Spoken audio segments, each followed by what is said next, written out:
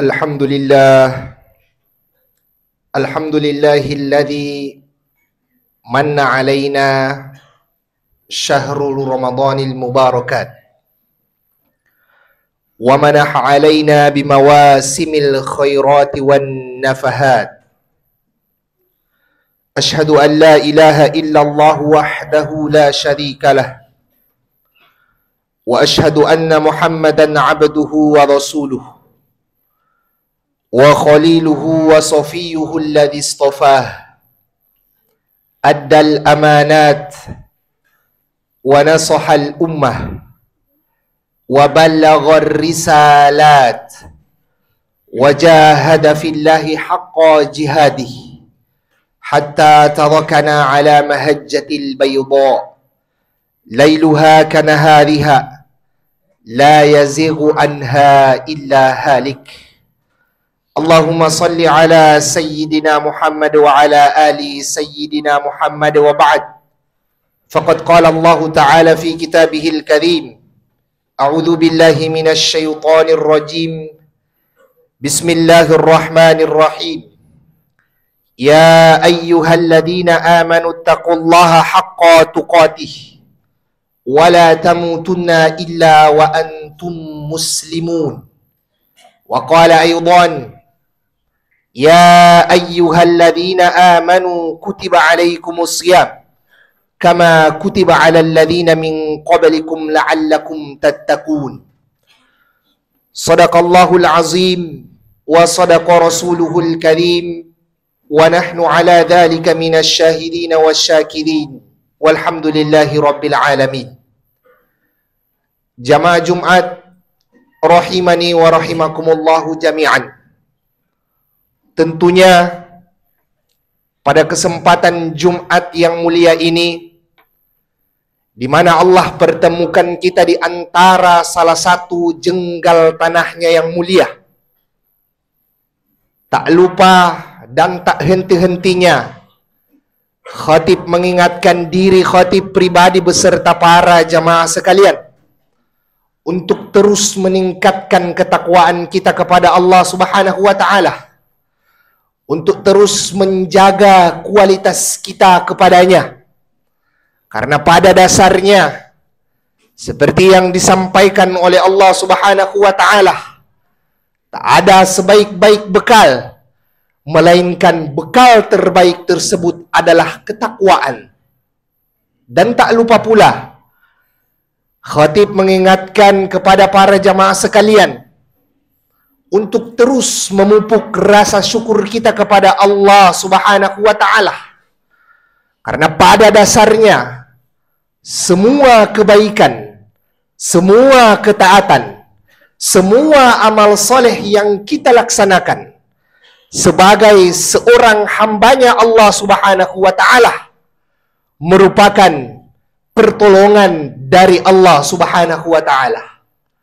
Makanya tak heran di dalam Al-Quran, surah yang sangat familiar, kita selalu mendengarkan bacaan tersebut, ayat tersebut selalu dibaca oleh para imam, oleh para imam-imam. Iyyaka na'budu wa iyyaka nasta'in. Para ulama mengatakan, kenapa kata iyyaka na'budu, hanya kepada engkau kami beribadah atau menyembah, dan hanya kepada engkau pula kami memohon pertolongan? Kenapa kata ibadah didahulukan daripada kata meminta pertolongan?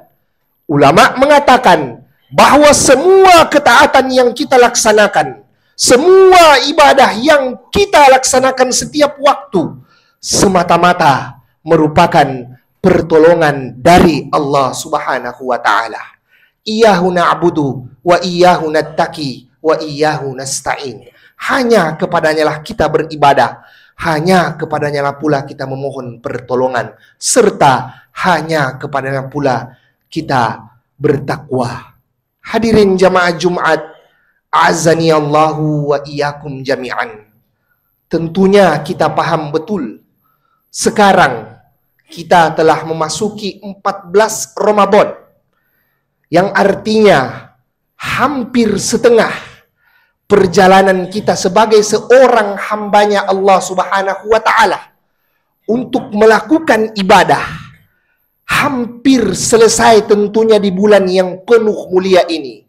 Kita ketahui bersama bahwa sesungguhnya semua ibadah, semua ketaatan, semua amal kebaikan yang dilakukan oleh seorang muslim terikat oleh dua hal. Yang pertama, terikat oleh yang namanya tempat. Ketika seorang hamba beribadah, menghambakan dirinya kepada Allah Subhanahu wa Ta'ala, tak pernah lepas dari yang namanya tempat.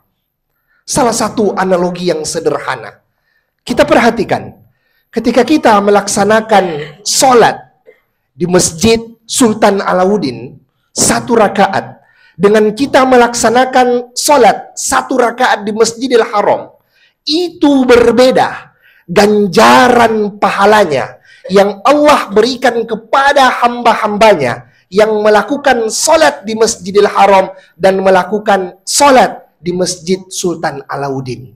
Karena semua ibadah termasuk sholat tidak lain dan tidak bukan terikat oleh yang namanya tempat. Ada 4 tempat yang tak ada bantahan, yang tak bisa sama sekali dibantah. Ketika seorang hamba melaksanakan semua ibadah, semua amal kebaikan tersebut, maka tentunya balasan pahalanya, balasan ganjaran yang dia lakukan melebihi ganjaran pahala yang dilakukan pada tempat-tempat selain tempat tersebut. Yang pertama adalah Masjidil Haram. Yang kedua adalah Masjid Nabawi.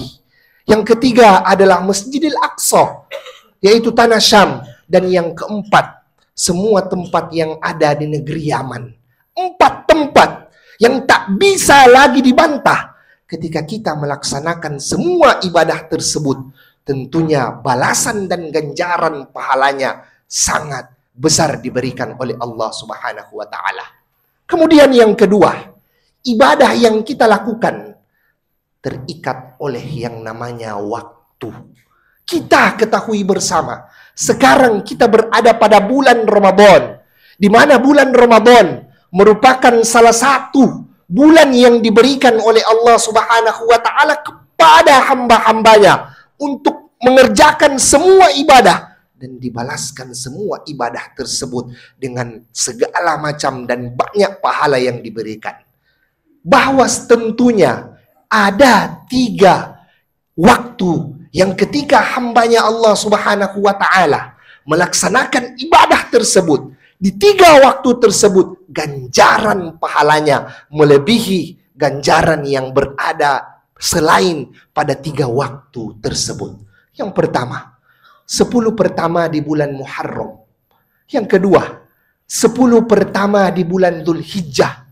Dan yang ketiga, sekarang kita lalui bersama. 10 pertama, 10 kedua, dan yang terakhir adalah 10 terakhir tentunya di bulan Ramadan secara keseluruhan. Muncullah sebuah pertanyaan. Di antara 3 bulan yang paling baik yang Allah berikan di dalam kehidupan kita, manakah bulan yang terbaik ketika seorang hamba melakukan semua amal kebaikan di dalamnya?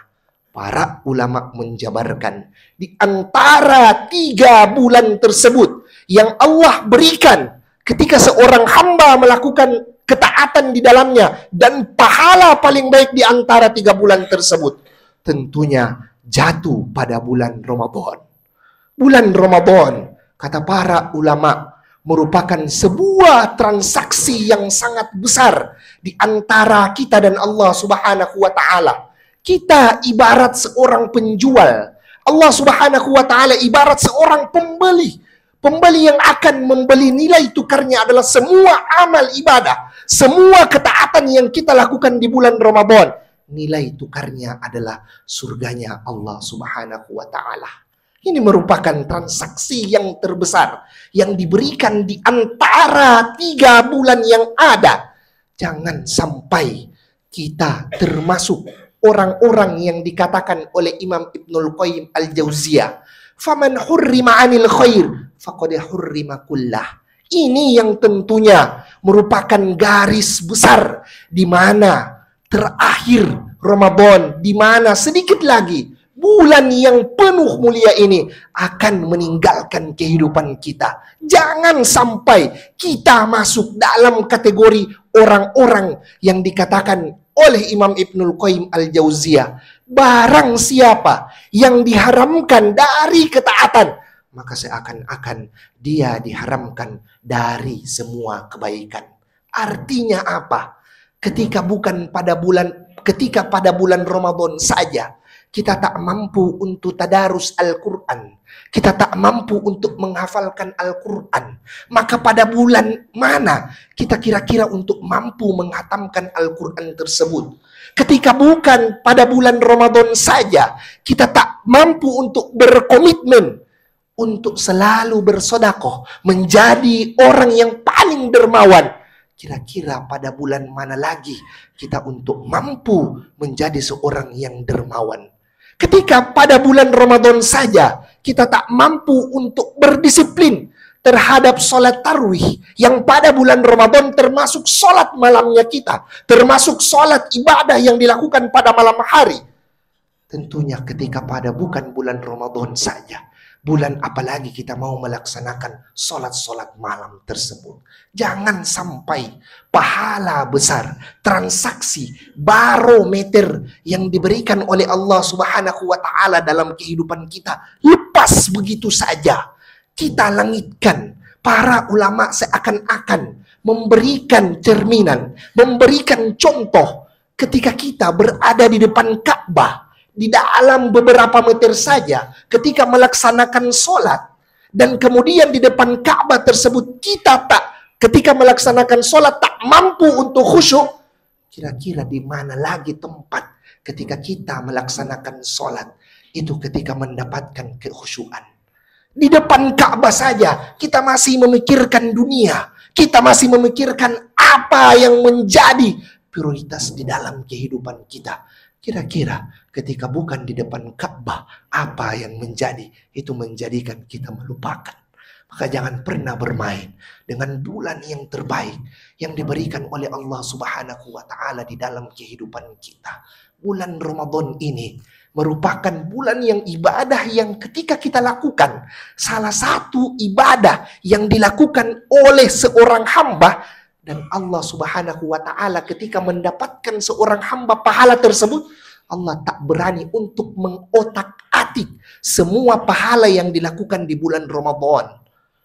Karena pada dasarnya ketika kita misalnya mencela orang, mencaci maki orang, kemudian menghina orang, ketika kita berdosa, maka dosa untuk pahala, maka dosa yang kita lakukan diambil pahala tersebut dari sholat kita.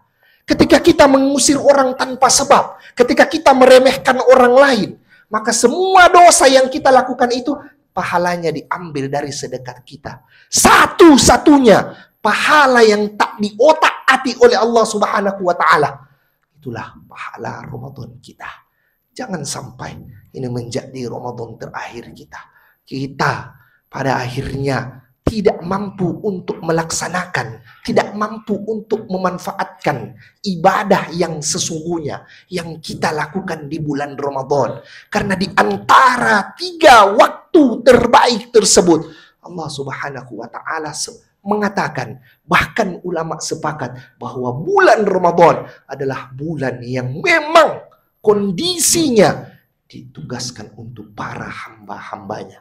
Rasulullah SAW mengatakan di dalam hadisnya, "Idza ja'akum Ramadan, futihat abwabul jannah." Ketika Ramadan datang, semua pintu surga dibukakan untuk semua hamba-hambanya. 8 pintu surga, dari mulai pintu puasa, pintu salat, pintu sedekah, pintu jihad, pintu aiman, pintu taubat, pintu memaafkan, semua dibukakan secara langsung. Apakah hanya sampai di situ saja? Tidak. Allah Subhanahu wa Ta'ala menambahkan support sistemnya. Wa gulliqati abwabul jahim. Pintu neraka ditutup. Apakah sampai di situ saja? Tidak. Allah Subhanahu wa Ta'ala tambahkan wa sufidatis syayatin.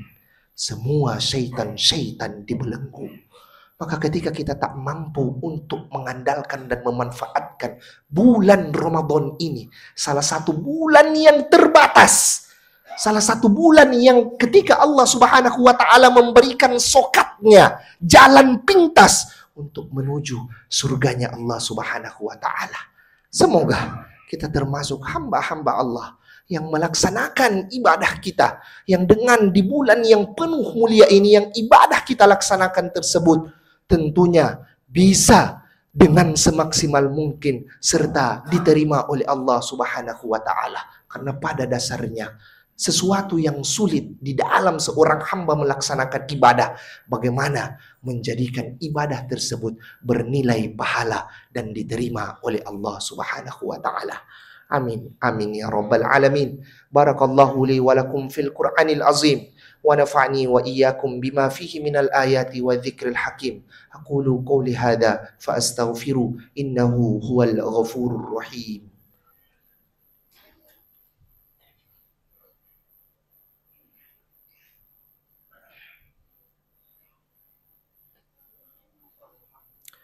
Alhamdulillah, alhamdulillahilladzi hadana li hadza wa ma kunna linahtadiya laula an hadana Allah.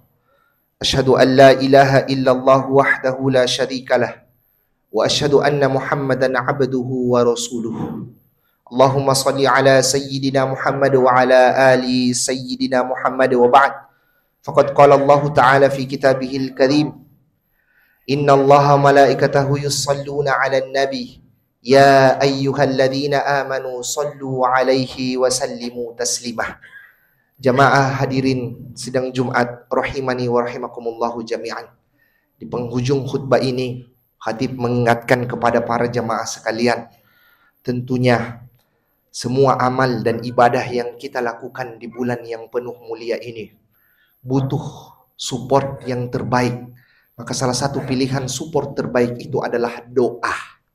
Doa merupakan kunci untuk menjadikan semua amal yang kita lakukan diambil oleh malaikat Raqib dan Atid, kemudian dilaporkan pada hari Kamis, yang menjadi laporan tersebut bahwa amal yang kita lakukan pada hari-hari sebelumnya diterima oleh Allah Subhanahu wa Ta'ala. Dan Rasulullah Sallallahu Alaihi Wasallam pun mengajarkan hal ini. Ada salah satu zikir yang tak pernah ditinggalkan, doa yang tak pernah ditinggalkan oleh baginda Nabi Muhammad Sallallahu Alaihi Wasallam ketika selesai melaksanakan sholat subuh, yaitu doanya adalah Allahumma inni as'aluka ilman nafi'an wa rizqan thayyiban wa amalan mutaqabbalan. Ya Allah, aku meminta kepadamu ilman nafi'an, ilmu yang bermanfaat, wa rizqan thayyiban, dan rezeki yang baik, wa amalan mutaqabbalan, dan semua amal yang aku kerjakan diterima di sisimu. Ini merupakan arti, maksud, dan kunci bahwa amal yang kita lakukan setiap harinya butuh support system yang dinamakan dengan doa kepada Allah Subhanahu wa Ta'ala. Maka untuk itulah mari kita bermunajat dan memohon kepada Allah Subhanahu wa Ta'ala, semoga segala urusan kita, segala amal ketaatan yang kita lakukan untuk beribadah kepada Allah di bulan yang penuh mulia ini dimudahkan dan diterima di sisi Allah Subhanahu wa Ta'ala. Amin ya rabbal alamin. Allahumma ya Allahu ya Rahmanu ya Rahim. Allahumma inna nas'aluka salamatan fid din wa salamatan fid dunya wal akhirah. Allahumma ighfir lil muslimina wal muslimat wal mu'minina wal mu'minat al ahya'i minhum wal amwat. Innaka sami'un qaribun mujibud da'wat wa ya qadiyal hajat. Allahumma rabbana taqabbal minna salatana wa siyamana wa ruku'ana wa sujudana wa takhashshu'ana wa kulla a'malina fi syahri ramadana ya arhamar rahimin. Allahumma rabbana zalamna anfusana wa illam taghfir lana wa tarhamna lanakunanna minal khasirin. Allahumma rabbana atina fid dunya hasanah wa fil akhirati hasanatan wa qina adzaban nar. Wa sallallahu ala Muhammad wa ala ali Muhammad wa salamun alal mursalin walhamdulillahi rabbil alamin. Ibadallah, innallaha ya'muru bil adli wal ihsan wa ita'i dzil qurba wa yanha 'anil fahsya'i wal munkari wal baghi ya'izukum la'allakum tadhakkarun. Fadhkurullaha 'ala ma yazidkum wa la dzikrullahi akbar wallahu ya'lamu ma tasna'un. Aqimis shalah.